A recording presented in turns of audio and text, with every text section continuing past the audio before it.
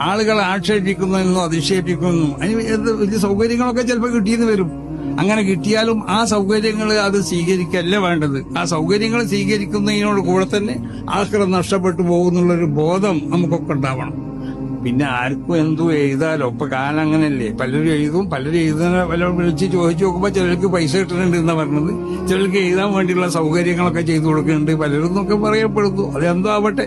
അപ്പൊ പൈസ കിട്ടണമെന്ന് അതിന് വേണ്ടി എഴുതും. അപ്പോൾ അവന്റെ എഴുത്തിൽ ഖിലാസ് ഉണ്ടാവില്ല. സമസ്ത കേരള ജമിയത്തുൽ ഉലമ അതിവിടെ എന്തെങ്കിലും നിലക്കുള്ള ഫിത്നക്ക് വേണ്ടിയോ അല്ലെങ്കിൽ എന്തെങ്കിലും നിലക്കുള്ള വിഭാഗികൾക്ക് വേണ്ടിയൊന്നും പ്രവർത്തിക്കുന്ന ഒരു സംഘടനയല്ല.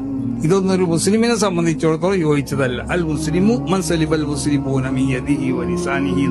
അവന്റെ കൈകൊണ്ടോ മറ്റുള്ള അവയവങ്ങളെ കൊണ്ടോ അല്ലെങ്കിൽ അവന്റെ നാവ് കൊണ്ടോ ഒന്നും ഒരു ഉപദ്രവം മറ്റൊരു മുസ്ലിമിക്ക് ഇല്ലാതാകണം. എന്നാലേ വിശുദ്ധമാവുന്ന ഈമാൻ നമ്മളെ ഹൃദയത്തിൽ അത് വളർന്നു വന്നിരിക്കുള്ളൂ. ആ നിലക്ക് യഥാർത്ഥ മോമിനികളായി കൊണ്ട് ജീവിക്കാൻ വേണ്ടി ഓരോരുത്തരും ശ്രമിക്കാം. ഉള്ള അനൈക്യം നമ്മുടെ ഇടയിൽ ഒരിക്കലും ഉണ്ടാവാൻ പാടില്ല. എല്ലാവരും വിട്ടുവീഴ്ചയ്ക്ക് തയ്യാറാവുക, നല്ലൊരു മനസ്സോട് കൂടി പ്രവർത്തിക്കുക.